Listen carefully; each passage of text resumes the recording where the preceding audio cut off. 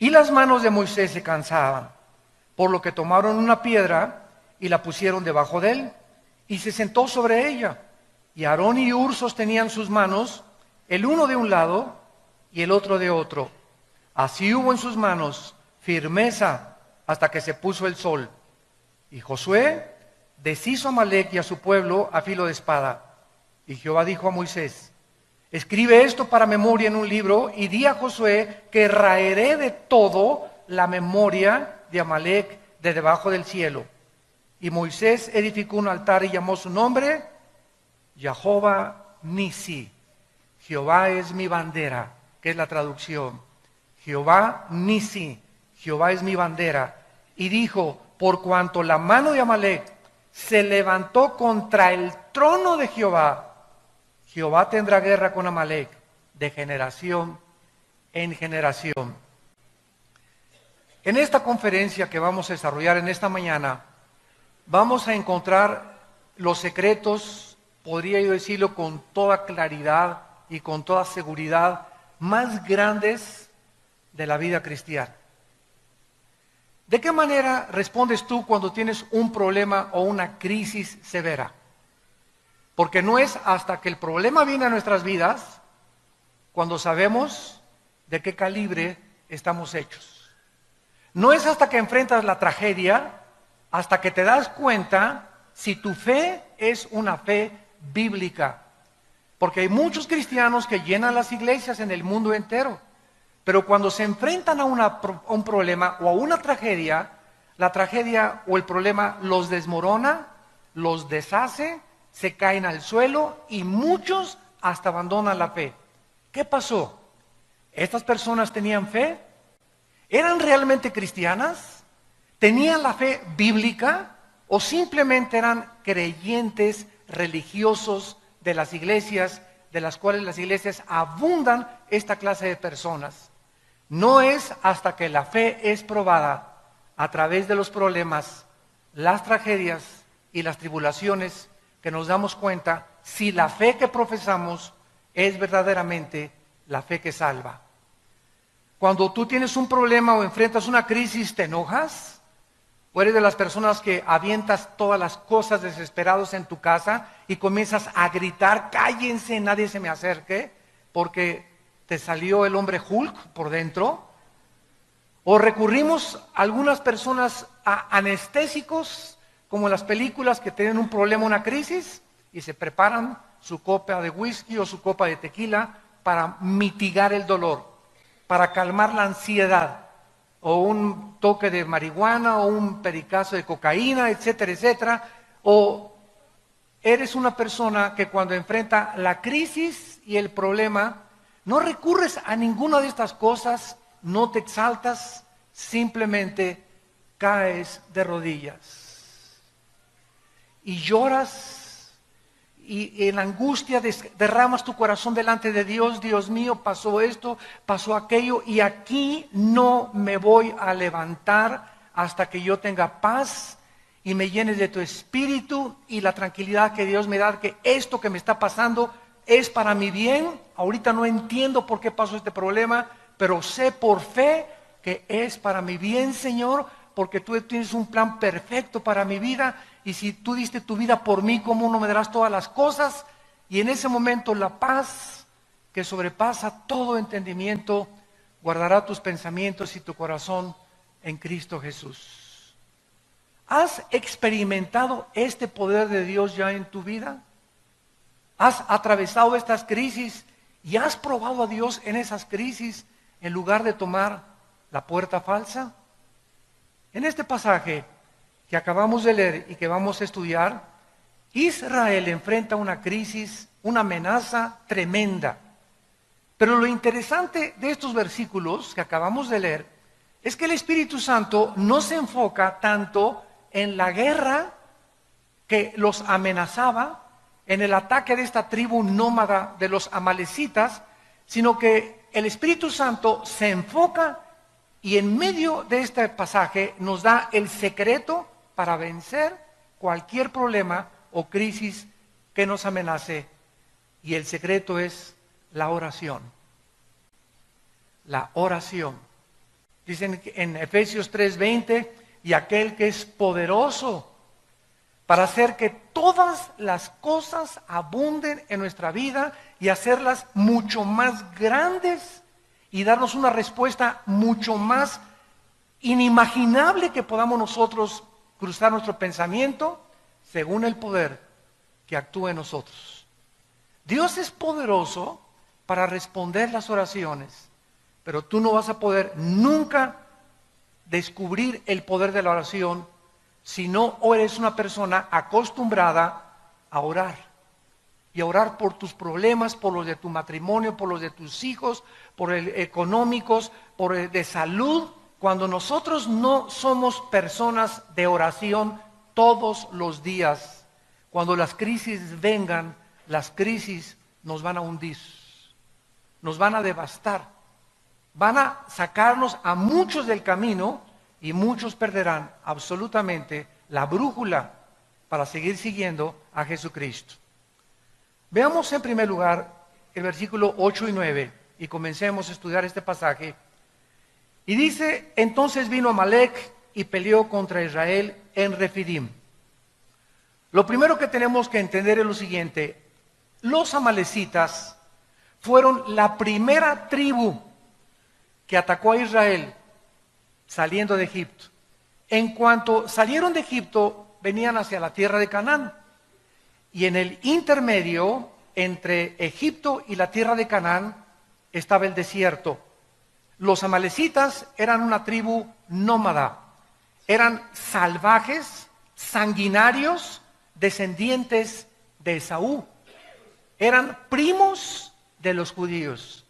Los amalecitas tenían el conocimiento de que ese pueblo que estaba atravesando Israel y que se dirigía a Canaán era el pueblo de Dios. ¿Cómo lo sabían? Por Esaú, porque ya Dios a Jacob le había dado las promesas de la tierra prometida. Esaú era hijo de Jacob y se había transmitido la promesa de Dios a través de las generaciones. Pero los amalecitas no creyeron esta promesa, se aislaron totalmente, se volvieron salvajes y comenzaron a envidiar a Israel. Cuando salieron los israelitas de Egipto y se dirigen a la tierra de Canaán. Entonces ellos pensaron, ¿verdad? O van a acabar con nosotros en el camino, porque las tribus estaban en el camino de Israel. Israel no tenía ninguna intención de atacar a los amalecitas. Ellos querían simplemente llegar a la tierra de Canaán, pero los amalecitas, de una forma sanguinaria, se lanzaron despiadadamente para atacar a los judíos. Dios había ordenado el exterminio total de Amalec. Dice, por ejemplo, en Deuteronomio 25:19, cuando Jehová tu Dios te dé descanso de todos tus enemigos alrededor en la tierra que Jehová tu Dios te da por la heredad para que la poseas, borrarás la memoria de Amalec de debajo del cielo, no lo olvides. Dios dijo, no tengan misericordia de Amalec, destrúyanlo, acaben con esta tribu porque ellos son los más despiadados y sanguinarios y ellos no se van a arrepentir jamás. Ahora bien, vemos que el rey Saúl, más adelante, fue destituido del trono de Israel. ¿Por qué? Porque cuando Dios le ordenó destruir al rey amalecita, lo perdonó. Y perdonó al ganado, y eso, dice Samuel, le costó en 1 Samuel capítulo 15 al 17, el trono y todo el gobierno al rey Saúl. ¿Quién fue el que acabó con los amalecitas? El rey David. Fue el último rey que acabó con los amalecitas. Ahora bien, después de todas estas cosas y antecedentes acerca de los amalecitas, tenemos nosotros que tratar de descifrar y de entender qué representan los amalecitas. Porque todas las cosas en el Antiguo Testamento son un símbolo, una representación de algo en el Nuevo Testamento. En el Antiguo Testamento vemos guerras, tribus atacando a Israel, cuerpo a cuerpo, y en el Nuevo Testamento cambia totalmente el panorama y el medio ambiente. Y dice Efesios 6:12, Ahora, los cristianos ya no tenemos lucha cuerpo a cuerpo contra nadie. Ya no tenemos lucha contra sangre ni contra carne. Nuestros enemigos no son los comunistas, ni los musulmanes, ni los ateos, ni tu suegra, ni tu vecino, ni los endemoniados, ni los nazis, ni los fascistas. Nuestra lucha ahora no es física. Tenemos que entender los cristianos que ahora estamos luchando contra potestades espirituales, contra gobernantes que controlan el espacio, los gobiernos y las mentes de las personas, contra gobernadores de las tinieblas, contra huestes, ejércitos, pero de millones de criaturas que Cristo les llamó demonios, criaturas inteligentes que están vagando alrededor del planeta Tierra sin cuerpos, porque no tienen cuerpos. Hay una historia, ¿verdad?, por qué perdieron los cuerpos en el mundo preadámico, pero estos demonios tratan de entrar a cuerpos humanos para controlar tus pensamientos, la forma como tú ves la vida, para especialmente atormentarnos. Satanás es el maestro en el arte de la tortura china. Si algo los demonios hacen con nosotros es atormentarnos, meterte ideas de celos, semillas sembradas de duda contra tus pastores, contra tu esposa, contra tus hijos, contra tus padres, contra el gobierno. Nos tratan de perturbar, de poder sacarnos de nuestras casillas, de que no pensemos coherentemente, ni de una forma objetiva, sino que podamos llenar nuestros pensamientos de odio, de amargura, de resentimiento y de fracaso. Te atormentan y te dicen, tú no vas a salir de perico perro. Tú nunca vas a progresar. Nunca te vas a volver a casar. Todas las mujeres son iguales. Todos los hombres son iguales. Todos los gobiernos son iguales. Y las iglesias son una bola de hipócritas. Esto y el otro, no le creas a nadie. Y el mundo está gobernado, ustedes lo saben, por el odio. Si hay un espíritu ahorita en el mundo, es un espíritu de odio y de violencia. Porque esta es la razón por la cual Satanás está atacando a los seres humanos, para que entre nosotros nos ataquemos unos a otros. Y este espíritu está en las iglesias. Y ahora lo vemos, y yo lo veo en mis constantes viajes, ¿verdad? Presbiterianos contra bautistas, pentecostales contra nazarenos, nazarenos contra arminianos, arminianos contra calvinistas. Y aunque haya diversidad de doctrinas en el cuerpo de Cristo, porque no todos tenemos toda la verdad, nos debemos amar, nos debemos de soportar y tolerar. Ahí me encanta en los debates que tengo en la televisión, debatir con ateos, con comunistas o con hermanos en la fe, sobre que la salvación se pierde, que no se pierde, que los demonios, que esto y el otro, pero no con el afán de demostrar, pues yo sé más que tú, ¿verdad? Sino con el afán de sacar más la verdad y poder escudriñar, investigar. Y es preciosa meternos a la Biblia y darnos cuenta que muchas cosas que sabemos, no las sabemos como las deberíamos de saber. Entonces, cuando tenemos esa mentalidad, ¿verdad?, de no de competencia, sino de que somos un cuerpo, y no importa que tú seas bautista o Asambleas de Dios o Calacuaya o Amistad Cristiana o Vida Nueva, somos hermanos en Jesucristo y debemos amarnos y soportarnos y no competir entre nosotros, ni agredirnos, ni atacarnos los unos a los otros, que es lo que el diablo quiere hacer. Casa dividida no puede permanecer. ¿Qué representan los amalecitas? De acuerdo a la mayoría de los teólogos en el mundo, los amalecitas representan, o Amalek, la carne. No a Satanás, la carne. ¿Qué quiero decir con esto? El más grande enemigo que tú tienes y que yo tengo, no es Satanás. Está dentro de mí, está dentro de ti. El más grande enemigo que tenemos nosotros está dentro de nosotros. escúchenme bien, y si ese enemigo que está dentro de mí y dentro de ti, yo no lo conquisto, esas pasiones lujuriosas, sexuales, de venganza, de amargura, de odio, de resentimiento, de envidia, de avaricia, si no conquisto dentro de mí estas pasiones, no puedo conquistar a nadie. Porque vamos a conquistarnos primero a nosotros para poder gobernar.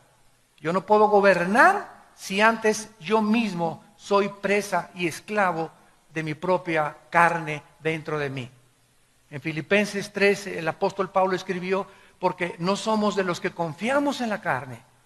Y cuando hablamos de la carne estamos hablando de esa antigua naturaleza adámica, caída, que aun cuando somos cristianos, está dentro de nosotros. Los cristianos no somos diferentes a los no cristianos, más que somos hombres perdonados, nada más.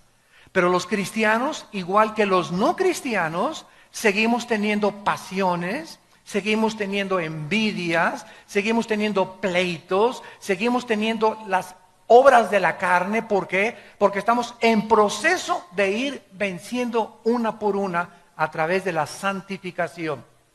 Y por eso muchos no cristianos se espantan cuando ven muchos de nosotros. Pleitos entre los hermanos y envidias entre los hermanos. Y lo primero que dicen, ¿qué es? Pues no, que son cristianos. Pues sí, pero contéstale, pero no soy querubín. Entonces, tratemos, ¿verdad?, de entender esto. Somos personas, los no cristianos tienen igual que nosotros, pero los cristianos tenemos dentro de nosotros el poder de Dios, que los no cristianos no tienen. El poder de Dios para vencernos a nosotros mismos. Dice en Santiago 4, resiste a Satanás y entonces él huirá de ti. Y más adelante dice, ¿verdad? Dios resiste a los soberbios y le da gracia a los humildes. Entonces fíjate lo que dice Santiago 4. Si yo quiero resistir a Satanás, no tengo que atacarlo y en el nombre te vengo a echar y por aquí por allá, menos que haya un endemoniado. Pero no luchar así, que se han juntado cristianos, hasta el Popocatépetl fueron a sacar demonios al Popocatépetl, ¿no? Y para que ya no eruptara bueno, tantas cosas que hacemos, ¿verdad? Tan locas.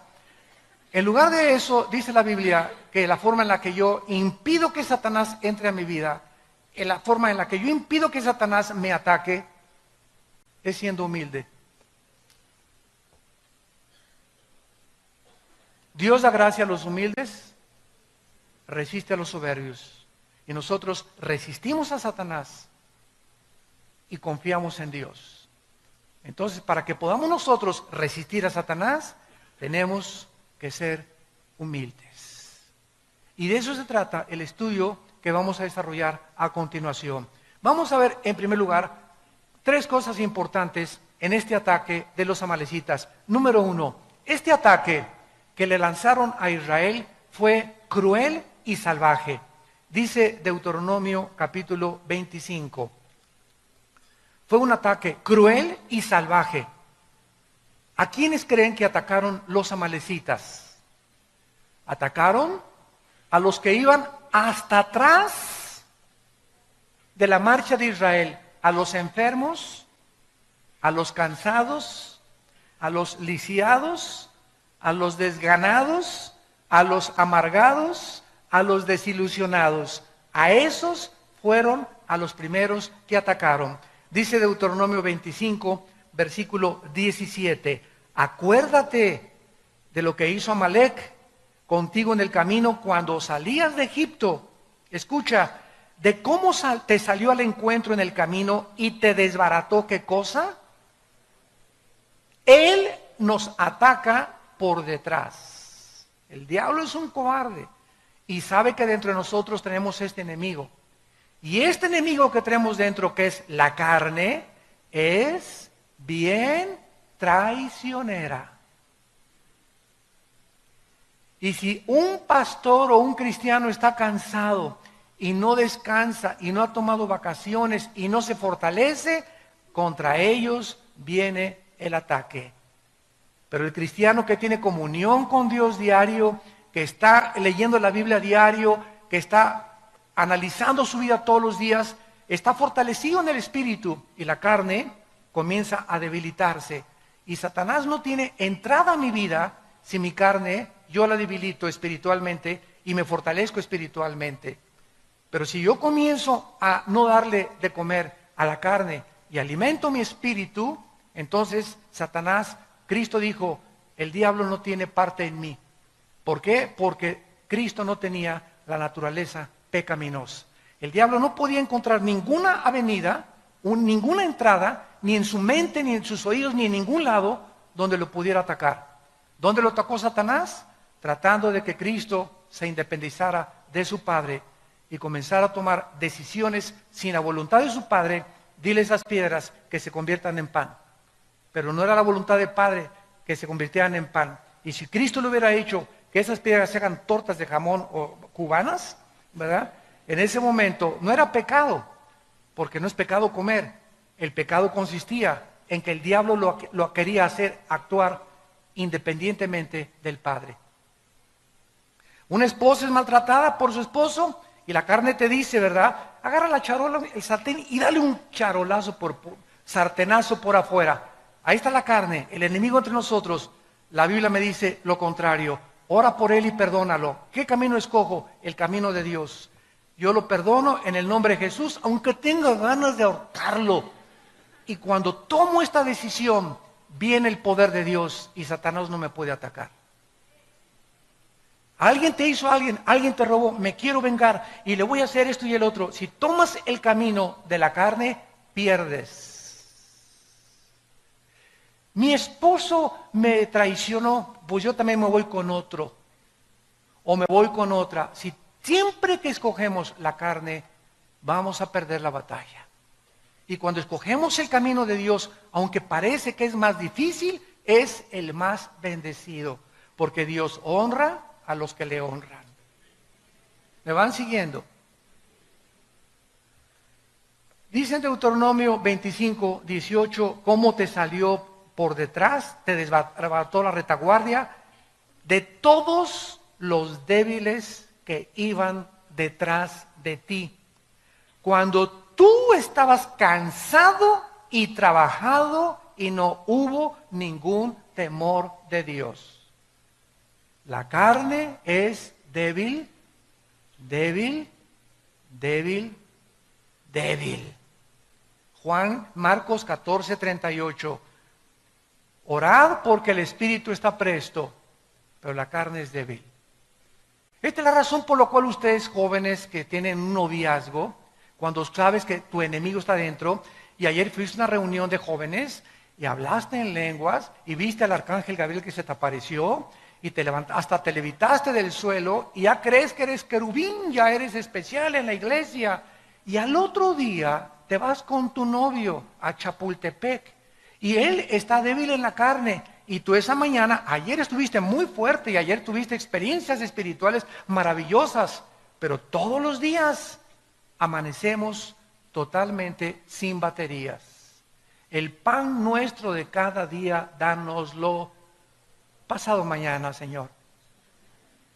La semana que entra, el pan nuestro, dánoslo hoy. Cuando Dios les dio el maná, ¿qué les dijo en capítulo 16 a Moisés? Diles que no junten el maná para el otro día, porque se les echa a perder. ¿Cuál es la lección? Que no dependamos de las fuerzas que tenemos hoy para el día de mañana. Cada día tenemos que enfrentar la guerra espiritual. Un matrimonio no puede en los primeros años ya compaginarse, y un matrimonio no podía decir, ya la hicimos. Puedes tener 70 años de casado y seguir teniendo problemas en el matrimonio, porque ninguno de los dos es querubín todavía. El matrimonio es algo de lucha, lucha, lucha, lucha, lucha toda la vida. Y si tú no estás luchando con Dios de tu lado, orando con las manos levantadas al cielo, ¿verdad? Amalek va a destruir tu matrimonio. Porque te va a convencer el diablo que esa mujer no es para ti.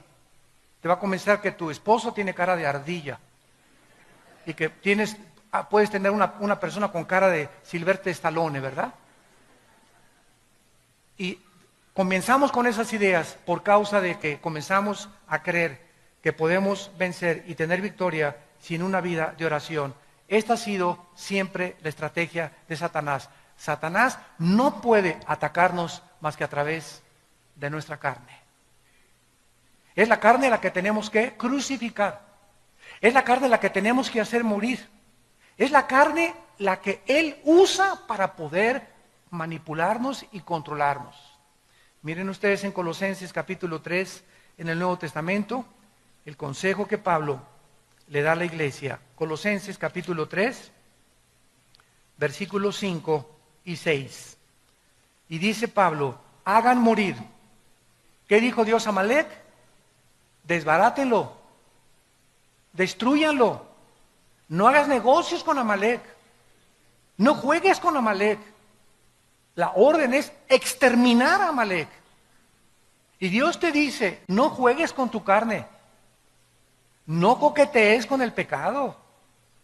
No sigas mirando a esa mujer que no es tu esposa más de 2 o 3 veces. No subas a una muchacha soltera, tú eres casado a tu coche, no la subas y menos cuando está lloviendo. No le des, a los pastores no le des consejería nunca a una mujer sola. Un pastor no puede hacer eso. ¿Quiere consejería? Me estoy muriendo, pues muérase. Si mi esposa no está conmigo, no la aconsejo. O si no está una hermana conmigo, no le doy consejería. Y menos en mi oficina con las puertas cerradas. ¿Por qué? Porque la carne es débil. La carne es débil, la carne es débil. No creas que porque de vez en cuando veo una película pornográfica, una vez a la semana y una canita al aire, comienzas a coquetear con el pecado y a creer que puedes vencer eso. La pornografía comienza a meter en nuestra vida fantasías sexuales que te llevan siempre, siempre, siempre al adulterio. Las fantasías sexuales provienen de la pornografía, que te llevan a traicionar los votos a tu esposa y a tu esposo. Siempre comienza debilitando la carne Satanás. El que fuma comenzó con un cigarro, uno de vez en cuando. Al mes ya son 3, a los 2 meses ya te fumas una cajetilla, a los 2 años te fumas 2 cajetillas de cigarros. Y comienza con la marihuana. Esta es la bachicha, y comienzas a creer que la bacha y al año eres marihuano. En Acapulco les dicen macizos, de la Golden de Acapulco. El que comienza con la cocaína, igual con un pase, todo comenzó, como dice la canción, comenzó con un dedito y la mano agarró. Todo comienza poco a poco. Satanás nos va debilitando hasta que la carne me pide ya sexo, o me pide droga, o me pide alcohol, o me pide cigarro, o me pide esto. Y ahí es cuando yo ya abro la puerta a la invasión demoníaca. Y los demonios se vienen a atacar mis pensamientos, mi cerebro, y me amarran, me hacen esclavo de eso. Y hasta que no hay un quebrantamiento y un arrepentimiento profundo en mi vida, no puedo ser libre. Y para eso se necesita la obra del Espíritu Santo, porque Él es el único que nos convence de pecado. Por detrás viene la traición. En segundo lugar, el ataque fue sorpresivo. Israel no lo esperaba. Dice en 1 de Pedro 5:8, velad y orad porque vuestro enemigo el diablo está como león rugiente, pero rugiendo, buscando a ver qué hermanito está en la retaguardia. ¿Quién tiene ya 2 o 3 días que no ora? ¿Quién por ahí no trae su Biblia ya a la iglesia? Ya la Biblia ni les importa. A ver, esos hermanitos que ven en la noche, repórtenme por favor, les dice a los demonios, ¿quiénes de los que se dicen cristianos ven pornografía? Pásenme la lista, apunten y váyanse, manden un batallón contra esa casa y ataquen esa mente de esa persona. Anda buscando como león rugiente. A ver, ¿quién de los hermanitos es tranza? ¿Quién no ha pagado sus deudas? Pero se persina y dice que él es cristiano y tiene deudas por acá y deudas por allá y ni siquiera abona para las deudas. ¿Quién se iba a cassettes y libros de librería sin pagar? Búscame esos hermanitos y Satanás comienza a tratar de devorarte. Él no viene a lastimarte, viene a acabar contigo. No tiene misericordia Satanás ni los demonios contra nosotros. ¿Y qué pasó? Ay, pues Señor, el diablo, no le eche la culpa al diablo. Le abrimos la puerta a través de la carne, de la debilidad de la carne. Entonces, así es como los atacó Amalek. Fue un ataque sorpresivo. En tercer lugar, fue un ataque con el propósito de exterminar a la nación judía. Cuando nos atacan los enemigos, vienen con el propósito de acabar con mi vida. Si acaban con mi vida, acaban con mi matrimonio. Si acaban con mi matrimonio, acaban con mis hijos. Y tus hijos serán hijos de padres divorciados, sufriendo los traumas, los psicológicos que sufrieron el divorcio, y atacará tu negocio, y atacará tu crisis, y viene a acabar con todo lo que tú le des chance. Él viene para atacar, robar y destruir. Yo he venido para que tengan vida, dice Cristo, y para que la tengan en abundancia. Dice la Biblia en el Salmo 83, que esta fue la intención en todo el Antiguo Testamento de los enemigos de Israel. Querían exterminarlos, y hasta el siglo XXI se sigue cumpliendo lo mismo. ¿Qué quieren las naciones ahorita de alrededor de Israel? La guerra del 67, la guerra de Yom Kippur del 73, la guerra del 81 y los demás ataques que les han lanzado, exterminar a los judíos. ¿Qué dijo el presidente de Irán, Ahmadinejad? Queremos borrar del mapa a Israel. ¿Por qué ese odio? O sea, ¿por qué Hitler quiso borrarlos del mapa? ¿Por qué en los tiempos de Esther quisieron borrarlos del mapa? ¿Por qué los babilonios los quisieron borrar del mapa? Porque es la única civilización a través de la historia que el mundo los ha querido exterminar. Y a pesar de ser una nación tan indefensa y tan frágil, a pesar de los millones de enemigos que tienen, nadie ha podido hacer nada contra ellos, porque Jehová ha dicho, si tú tocas a mi pueblo, me tocas a mí. Dice en el Salmo 83, versículo 3, contra tu pueblo han consultado astuta y secretamente. Han entrado en consejo contra tus protegidos. Han dicho, venid y destruyámoslos para que no sean nación y no haya más memoria del nombre de Israel. ¿Se dan cuenta de la intención del enemigo? Queremos exterminarlos, queremos acabarlos. Es más, que nadie se vuelva a acordar de que Israel existió en el mundo. Ahora que Ahmadinejad dijo en las Naciones Unidas que quería borrar del mapa a Israel, Benjamín Netanyahu contestó, bueno, por lo menos reconoció que estamos en el mapa. Porque si ustedes van al Medio Oriente, en el 80% de los países árabes y en Irán, en los mapas en las escuelas de la primaria, no está Israel en el mapa geográfico. No lo consideran ni siquiera que existe en el mundo. ¿Ese odio de dónde viene? ¿De dónde viene ese odio dentro de mí que me quiere autodestruir? Lo que vemos colectivamente y nacionalmente a través de Israel, lo vemos individualmente dentro de nosotros. Qué increíble que dentro de mí exista el espíritu más grande de autodestrucción. Porque somos autodestructivos y no necesitas ser cristiano para reconocerlo. Simplemente te pregunto, ¿por qué fumas?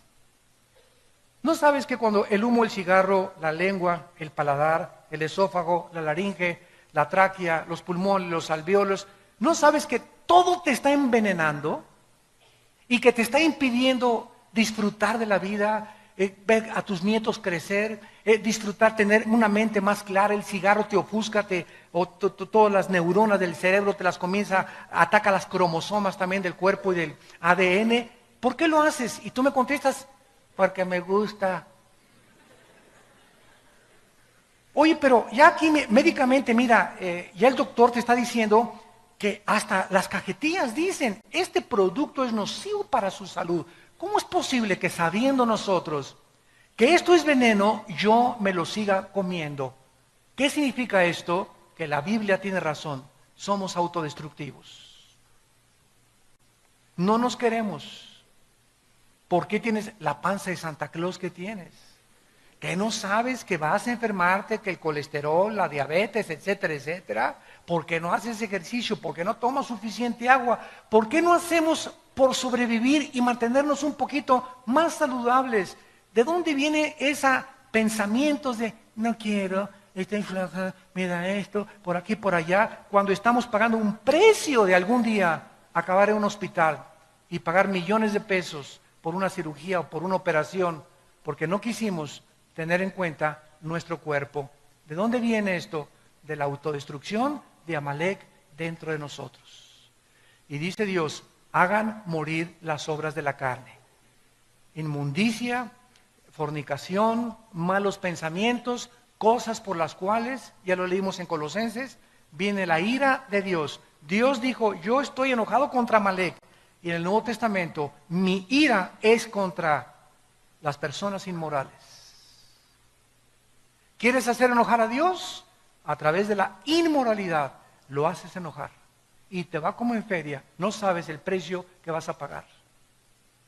¿Por qué? Porque va a destruir tu vida. La pornografía es como una termita que se mete entre nosotros y nos deshace moralmente.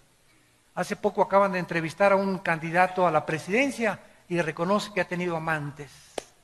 Y se ve como una naturalidad tremenda, ¿verdad? Los políticos en Estados Unidos, por todos lados. Divorcia el mundo, la moral, de las obras que ellos hicieron. Es que este hombre hizo esto, hizo puentes, hizo construcciones, y pues sus canitas al aire, ¿verdad? Todos los tienen. Y golpeó a la mujer, no hay ningún problema. Y divorciamos el carácter de lo que es la persona ante la sociedad. ¿Saben ustedes que ahorita en el mundo la palabra resultados ya se introdujo al cristianismo? Y dicen los cristianos, tuvimos muy buenos resultados en esta campaña.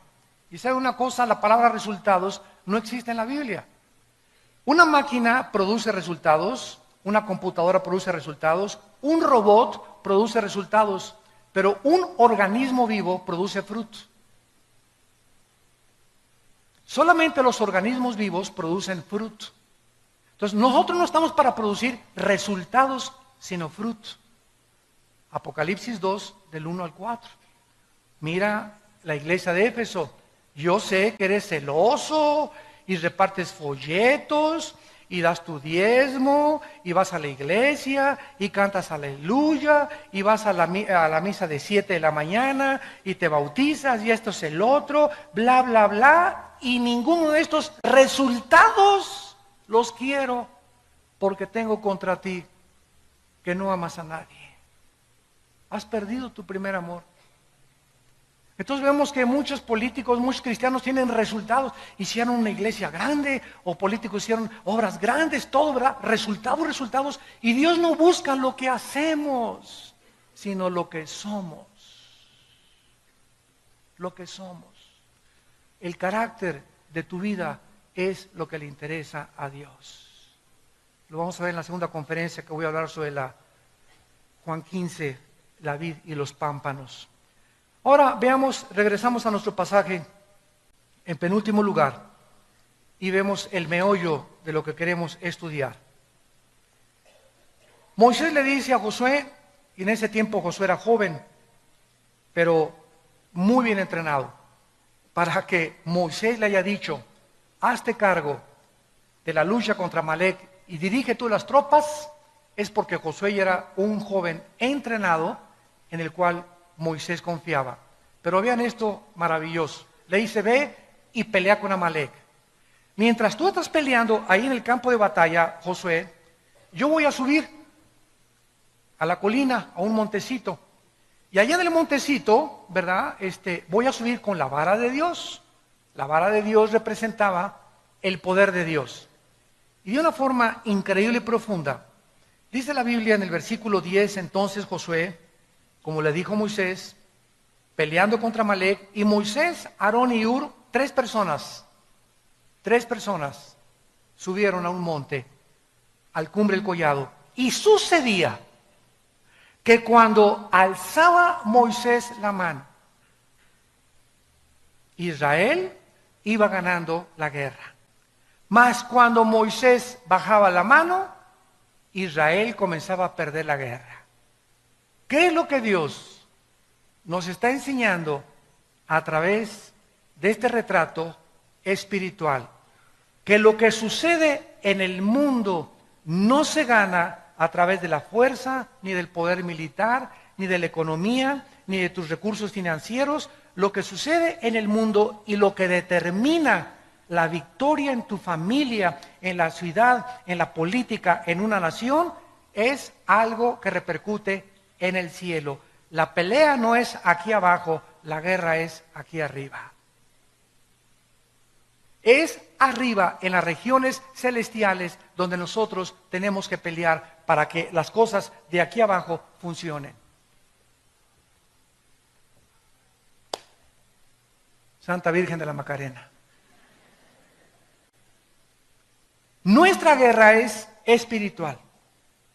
Y si usamos las armas carnales y terrenales, el enojo, la venganza, mi dinero, mis influencias, ya mi compadre o el próximo gobierno lo van a hacer senador, y confías que tu compadre cuando lo hagan senador va a mejorar tus finanzas, en ese momento Dios está viendo que estás quitando tus ojos de Él y que estás creyendo que es tu compadre el que van a poner. Puedes depender y mejorar tu sueldo o mejorar tu posición. En ese momento cambias a Dios en imagen de semejanza de hombre corruptible. Y ya no puedes repetir con el Salmo 121, ¿de dónde vendrá mi socorro? De mi compadre que lo van a hacer senador. ¿De dónde vendrá mi socorro? De mis influencias que tengo, de mis amistades que me estoy logrando, de lo que estoy transando, de la forma como estoy avanzando en la vida. Y en ese momento hemos abandonado totalmente el concepto de que es aquí arriba donde yo puedo garantizar aquí abajo mi dependencia, mi permanencia y mi seguridad económica también. No inviertas aquí ahorita el mundo, ¿verdad? Vamos a comprar oro, vamos a comprar plata. Ahorita en Estados Unidos, ves en periódicos así, páginas enteras, compramos oro y metales. Porque es en lo único en lo que el mundo está confiando ahorita que no se va a devaluar, el oro y los metales preciosos, las joyas, etcétera, etcétera. Y los cristianos digo, ¿dónde podemos invertir el dinero? ¿Y qué nos dice Dios? El mundo nos dice, invierte aquí, invierte en el banco, pero tenemos a Dios que nos dice, no inviertas donde el orín y la polilla corrompen. La bolsa de valores puede caer, el dólar puede caer, y de la noche a la mañana, Juan Camaney, te vas hasta el suelo, porque yo deshago como polilla lo que más aprecias tú. Invierte en mi reino y jamás te faltará nada. Siembra donde el orín y la polilla no corrompen. ¿Ven el cambio de valores? El mundo te dice aquí y Dios te dice acá. ¿En dónde están tus valores? ¿En la tierra o en el cielo? Busca mi reino, arriba. Busquen a Cristo, arriba. Buscar las cosas donde hemos resucitado, arriba. Porque ahí están las bendiciones. Los he bendecido, Efesios 1:3, con toda bendición espiritual en las regiones celestes. Nuestras bendiciones están ahí arriba. Nuestro banco está ahí arriba. Quiero bajar y tener provisión para poder invertir aquí. Le tengo que pedir a Dios, tener comunión con Dios a través de la oración, hacer contacto con Dios a través de la oración. Y en el banco de Dios, Él lo abre y abriré las ventanas y las derramaré sobre ustedes hasta que abunde la bendición, dice el Señor. Porque has puesto tu confianza en Jehová, yo también te libraré. Te pondré en alto y te mostraré mi salvación. ¿Dónde tenemos nuestro corazón? ¿Dónde está tu corazón?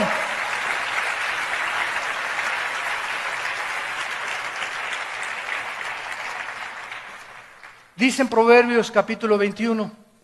Proverbios capítulo 21. Y estos conceptos, hermanos amados, espirituales, tienen que ser una realidad en tu vida, para que salgas del pozo de la desesperación, para que salgas de esa vida de aflicción, de tormento, de pobreza extrema, donde yo no voy a salir nunca de perico perro y así me hizo Dios y así me voy a morir.